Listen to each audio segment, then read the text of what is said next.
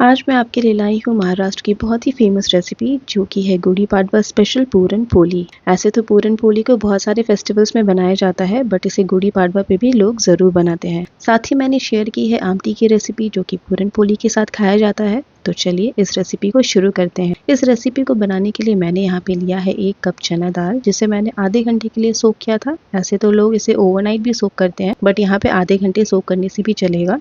अब मैं दाल को अच्छी तरह से धो लूंगी और फिर इसे कुकर में डाल लूंगी। अगर आप 1 कप दाल यूज कर रहे हैं तो यहाँ पे हम पानी डालेंगे 3 कप, क्योंकि इसी पानी से हम तैयार करेंगे आमटी जो कि एक करी होती है। फिर हम इसमें ऐड करेंगे आधा चम्मच नमक, साथ ही हम इसमें डालेंगे थोड़ा सा ऑयल, तकरीबन हाफ टेबल स्पून, और फिर हम इसमें ऐड करेंगे अ पिंच ऑफ हल्दी। फिर हम इसे 6 से 7 सीटी आने तक हम इसे पका लेंगे। अब जब तक इसमें सीटी लग रही है तब तक हम इसका आटा गूंद लेते हैं। इसका आटा लगाने के लिए मैंने यहाँ पे लिया है 1 कप मैदा, साथ ही हम लेंगे 1 कप व्हीट फ्लावर मतलब आटा। आप चाहे तो यहाँ पर 2 कप मैदा भी ले सकते हैं या फिर 2 कप आटा भी ले सकते हैं। फिर हम इसमें ऐड करेंगे हाफ टेबल स्पून हल्दी। हल्दी डालने से इसका कलर जो है वो काफ़ी अच्छा आएगा। हल्दी डालना कम्प्लीटली ऑप्शनल है, बट क्योंकि हम ट्रेडिशनल तरीके से बना रहे हैं तो इसलिए हमने यहाँ पे हल्दी का यूज़ किया है। अब हम यहाँ पर थोड़ा सा ऑयल डालकर इसे बहुत अच्छी तरह से गूंदेंगे ताकि हमारा जो डो तैयार हो वो बिल्कुल सॉफ्ट हो। अगर हमारा डो सॉफ्ट होगा तभी जाके पूरन पोली जो है वो बहुत ही अच्छी बनेगी। यहाँ पर हमें घी का इस्तेमाल नहीं करना है, क्योंकि घी से हमारी जो पूरन पोली है वो क्रिस्पी हो जाएगी, जबकि हमें पूरन पोली बिल्कुल सॉफ्ट चाहिए। तो आप यहाँ पर तेल का ही इस्तेमाल करें। ये देखिए हमारा जो डो है वो बिल्कुल बनकर तैयार हो चुका है, बिल्कुल गुन चुका है सॉफ्ट।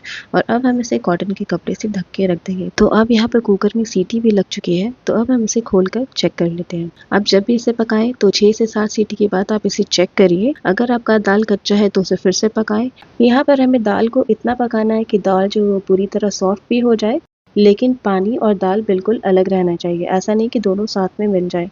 तो अब हम यहाँ पर दाल को अच्छे से छान लेंगे, इसका पानी अलग कर लेंगे और दाल अलग कर लेंगे। ये देखिए यहाँ पे दाल के दाने जो वो बिल्कुल अलग हैं और पानी अलग है, और ये अच्छे से पक भी चुका है जैसा कि आप देख सकते हैं। इस दाल के पानी को हम वेस्ट नहीं करेंगे, इसी पानी का इस्तेमाल हम आमटी बनाने में करेंगे। तो अभी के लिए हम इसे साइड करते हैं और अब हम पूरन की तैयारी करते हैं। मतलब जो स्टफिंग हम अंदर भरेंगे उसे पूरन बोलते हैं। तो अब हम उसकी तैयारी करेंगे। तो पूरन बनाने के लिए हम यहाँ पे लेंगे कढ़ाई। कढ़ाई में हम डालेंगे तकरीबन हाफ टेबल स्पून घी। बहुत थोड़ा सा घी डालेंगे, आप चाहे तो स्किप भी कर सकते हैं। और अब हम इसमें डालेंगे हमारा छना हुआ दाल। फिर हम इसमें ऐड करेंगे 1 कप गुड़। अगर आपने चना दाल 1 कप लिया है तो गुड़ भी 1 कप जाएगा। यहाँ पर मैंने गुड़ को छोटे छोटे पीसेस में कट कर लिए हैं और फिर हमने इस्तेमाल किया है। अब हम दाल और गुड़ को बहुत अच्छी तरीके से पकाएंगे। कुछ ही देर में आप देखेंगे कि जो गुड़ है वो बहुत अच्छी तरह से घुल गया है और दाल में मिल चुका है। इस स्टेज पे आपको लगेगा कि गुड़ और दाल जो है ये तो गीली है, तो हम इसकी स्टफिंग कैसे करेंगे। तो घबराइए मत, आपको बस समय देना है। ये आराम से थोड़ी देर के बाद खुद ही देखिएगा ये जो हमारा पूरन है वो टाइट बनकर तैयार हो जाएगा। देखिए तो अब आप देख सकते हैं कि गुड़ जो अच्छी तरह से घुल चुका है। ये देखिए यहाँ पे आपको लग रहा है ना कि ये थोड़ा गीला है, तो ये देख के आपको बिल्कुल भी नहीं घबराना है। और अब हम इसमें ऐड करेंगे हाफ टी स्पून जायफल। बहुत सारे लोगों को जायफल का फ्लेवर नहीं पसंद होता है, तो आप इस पार्ट को स्किप भी कर सकते हैं। फिर हम इसमें ऐड करेंगे हाफ टी स्पून जितना इलायची का पाउडर। इससे हमारी जो पूरन है वो बिल्कुल फ्लेवरफुल और बहुत ही खुशबूदार बनकर तैयार होगी। और अब हम इस मिक्सचर को बहुत अच्छी तरह से मिला लेंगे। आप देख सकते हैं धीरे धीरे इसका पानी जो है वो सूखता जा रहा है, और ये जो डो है जो पूरन है वो बिल्कुल गाढ़ा हो चुका है। इसमें जो भी हमें दाल का दाना दिख रहा है वो उसे हम स्पैचुला की मदद से धीरे धीरे करके मैश कर लेंगे। और अब जो हमारा पूरन है वो पूरी तरह बिल्कुल रेडी है। आपको कैसे पता चलेगा कि आपका जो पूरन है वो रेडी है, तो आप यहाँ पर एक चम्मच डाल के देखें। अगर ये ऐसे खड़ा रह जा रहा है मतलब पूरन बिल्कुल रेडी है। तो अब हम पूरन को एक छन्नी में छान लेंगे अच्छी तरह से। हमें जो पूरन तैयार करना है वो बहुत ही सॉफ्ट होना चाहिए, तभी जाके जब हम उसकी रोटी बेलेंगे तो बहुत इवनली स्प्रेड होगा। तो ये देखिए अब हमने इसे छन्नी में डाल लिया और इस स्पैचुला की मदद से इसे अच्छी तरह से मैश करेंगे। तो आप यहाँ पर स्पैचुला की जगह कटोरी या फिर ग्लास का भी इस्तेमाल कर सकते हैं, जिसका जो बेस हो वो प्लेन हो। इस तरीके से मैंने सारे पूरन को अच्छी तरीके से छान लिया है। और ये जो भी लास्ट में जो कोर्स सा बचा हुआ है, जो थोड़ा दानेदार जो भी बचा है, उसे हम आमटी में डाल देंगे। इसे भी हम वेस्ट नहीं करेंगे। तो अब हमारा पूरन देखिए कितना सॉफ्ट बनकर तैयार हुआ है। ये देखिए, है ना, बिल्कुल सॉफ्ट। तो अब हमारा पूरन अच्छी तरह से रेडी हो गया। तो अब हम चलते हैं आटा की तरफ। तो ये देखिए हमारा जो गूंदा हुआ आटा है उसे हम भरने से पहले एक बार और थोड़ा सा मल लेंगे। तो कुछ टिप्स एंड ट्रिक्स है जिसका आपको ध्यान रखना है। जैसे कि सबसे पहले तो हमारा आटा जो है बहुत ही सॉफ्ट गूंदा हुआ होना चाहिए पूरन पोली सॉफ्ट बनने के लिए। दूसरा, जो दाल है वो ना ही ओवर कुक होना चाहिए और ना ही अंडर कुक होना चाहिए। मतलब दाल इतना गला होना चाहिए कि पानी अलग हो और दाल अलग हो। तो इस तरह से मैंने आटा का मीडियम साइज़ का लोई काट लिया है। क्योंकि पूरन पोली थोड़ा बड़ा ही बनता है इसलिए हम इसे मीडियम साइज़ का काटेंगे। और अब हमारा जो पूरन है उसे हम थोड़ा सा और मिला लेंगे ताकि अगर कुछ भी अगर ऊपर ये थोड़ा सूखा हुआ पार्ट हो अच्छे से मिल जाए। तो ये देखिए जिस साइज़ का मैंने लोई काटा है उसी साइज़ का मैंने पूरन भी तैयार किया है। अगर आपको बेलने में दिक्कत आती है तो आप चाहे तो इसे थोड़ा छोटा भी बना सकते हैं। ये देखिए ये जो हमारा स्टफिंग है और ये जो हमारा आटा है ना, ऑलमोस्ट सेम साइज़ का। तो बिल्कुल आप भी ऐसे ही बनाकर तैयार करें। तो चलिए अब हम इसकी स्टफिंग के प्रोसेस पे चलते हैं। तो इसे बनाने के लिए हम एक लोई ले लेंगे, उसमें थोड़ा सा मैदा लगाएंगे। यहाँ पर मैंने मैदा का ही इस्तेमाल किया है, चाहे तो आप आटा का भी इस्तेमाल कर सकते हैं। अब हम अंगूठे से सेंटर को प्रेस करेंगे और किनारों को फोल्ड करेंगे तो ये खुद ही एक कटोरी का शेप ले लेगा। तो इस तरीके से हमारा जो बोल है वो तैयार हो चुका है और अब हम इसमें डालेंगे पूरन। अब हम स्टफिंग बीच में प्लेस करके अपनी उंगलियों की मदद से उसे दबाते हुए फोल्ड्स को अंदर की तरफ फोल्ड करेंगे। फिर जो भी रहेगा फिर से उसे बीच में प्रेस करेंगे और फिर किनारों को अंदर की ओर लाएंगे और इस तरह ये हम पूरी तरह सील कर लेंगे। अब ये ऊपर का जो भी एक्स्ट्रा पार्ट है उसे हम निकाल लेंगे और फिर हम इसे हल्का सा गोल कर लेंगे। अगर आपसे कटोरी नहीं बन पा रही है तो मैं आपको दूसरा ट्रिक भी सिखा दे रही हूँ। ये देखिए यहाँ पर मैंने कटोरी तो नहीं बेला, आप यहाँ पर चाहे तो एक छोटी सी पूरी बेल लें। ये देखिए मैंने अपने हाथों से ही इसे फ्लैट कर लिया है। ये देखिए, है ना, ये फ्लैट हो चुका है। तो अब हम यहाँ पर क्या करेंगे, इस बोल को बीच में प्लेस करेंगे और अब हम इस किनारों को बीच में लाते जाएंगे। सेंटर में हम पूरन को प्रेस करेंगे और किनारों को बीच में लाते जाएंगे और बस फिर से वही सेम प्रोसेस अपनाना है। बीच में दबाते जाएं, साइड्स को अंदर की ओर लाते जाएं। तो इस तरह से हमने सारे लोई में स्टफिंग कर ली है। ये देखिए ये बनकर तैयार हो गया और अब हम इसे बेल लेते हैं। इसे बेलने के लिए हम स्टफ़ किया हुआ लोई लेंगे और फिर हम इसे हल्का सा मैदा लगा के इसे हल्के हाथों से प्रेस करेंगे। इसे हमें तुरंत नहीं बेलना है, पहले हम इसे अपने हाथों की मदद से हल्का हल्का इसे चारों तरफ प्रेस कर लेंगे, फ्लैट कर लेंगे और फिर हम इसे बेलेंगे। ऐसा करने से क्या होगा कि जो पूरन है वो इवनली अंदर में स्प्रेड हो जाएगा और फिर हम इसे इवनली बेल पाएंगे। ये देखिए अब मैं इसे बेल लेती हूँ। इसे हल्के हाथों से चारों तरफ घुमाते हुए हमें गोल पूरन पोली बनाकर तैयार कर लेनी है।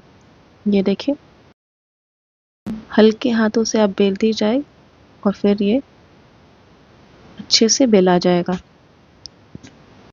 तो अब हमने इसे अच्छे से गोल बेल कर तैयार कर लिया है। आप इसे बड़ा ही बनाएं, नॉर्मली ये बड़ी साइज़ का ही होता है, तो इसी तरह मैंने भी इसे अच्छा खासा बड़ा बनाया है। ऑलमोस्ट समझिए तवा के साइज़ का होता है। अगर आपका पूरन और आटा सॉफ्ट होगा तो ये बिल्कुल भी नहीं फटेगा। आप देख सकते हैं हमने इसे बहुत अच्छी तरीके से बेला और ये कहीं से भी नहीं फटा है। तो मोस्ट इम्पॉर्टेंट टिप यही है कि पूरन और आटा दोनों ही सॉफ्ट होना चाहिए। तो सॉफ्ट होने के लिए आटा जो है वो बहुत सॉफ्ट गूंदना है और दाल को जो है उसे अच्छी तरीके से मैश कर लेना है या फिर चलनी में चाल लेना है। मैंने यहाँ पे तवा गरम करके रखा है और अब हम रोटी को डाल देंगे तवा पे। अब जैसे ही इसे पलटेंगे ना ये खुद ही गुब्बारे की तरह फूलने लगेगा। लेकिन अगर इसे बेलते टाइम आपकी रोटी जो फट गई होगी तो ये ऐसे नहीं फूलेगा। अब हम इसमें घी लगा लेंगे और इसे नॉर्मल पराठे की तरह सेक लेंगे। यहाँ पर आपको घी का इस्तेमाल करना है, तेल का नहीं, क्योंकि जो पूरन पोली है, ऑथेंटिक पूरन पोली जो होती है उसमें हम घी से ही सेकते हैं। अगर आप हेल्थ कॉन्शियस है या फिर घी नहीं यूज़ करना चाहते तो आप ये बात स्किप भी कर सकते हैं। इसे आप या तो तेल में सेकें या फिर बिना तेल के सेकें, जैसा भी आपको सही लगे। तो यहाँ पर मैंने घी का इस्तेमाल किया और अब मैंने इसे अच्छी तरीके से दोनों तरफ से सेक लिया है। ये देखिए हमारी पहली पूरन पोली बनकर तैयार हो चुकी है। ये साइड ही में मैंने दूसरा भी चढ़ा दिया है। ये देखिए ये भी जैसे ही मैंने इसे पलटा है ये भी उसी तरह फुलने लगा है ना, बिल्कुल परफेक्ट बना है ना। तो अगर आपको मेरी रेसिपी पसंद आ रही है तो प्लीज़ इस वीडियो को लाइक, शेयर और सब्सक्राइब ज़रूर करिएगा। आपका लाइक, शेयर और सब्सक्राइब मेरे लिए बहुत ही मोटिवेटिंग होगा। तो ये देखिए हम इस तरह से मैंने बाकी सारी पूरन पोली को भी सेक लिया है।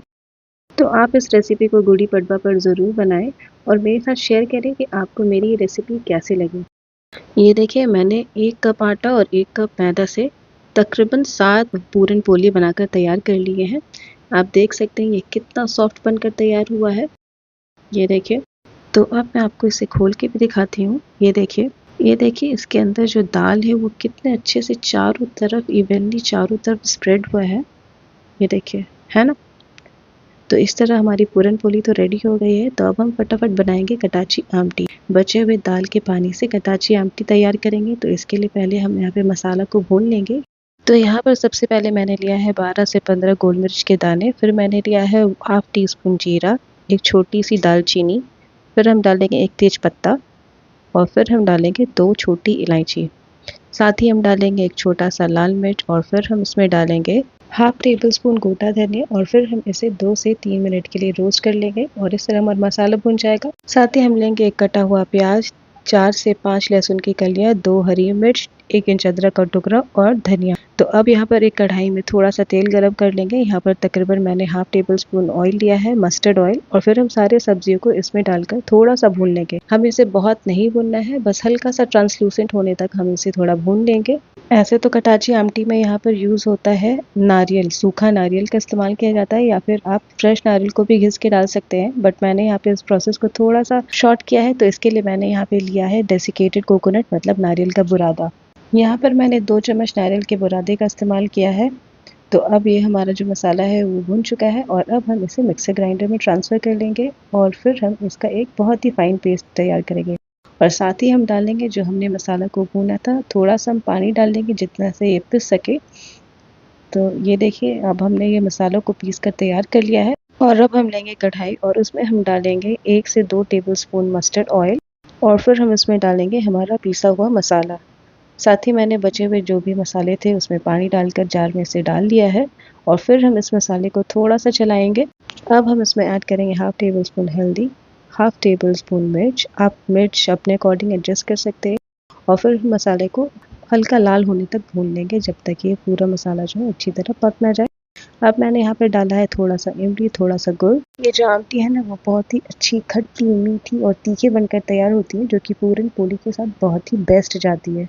तो अब जो हमारा दाल का पानी था वो हमने इसमें ऐड कर दिया है और इसे बॉयल आने तक हम इसे पका लेंगे।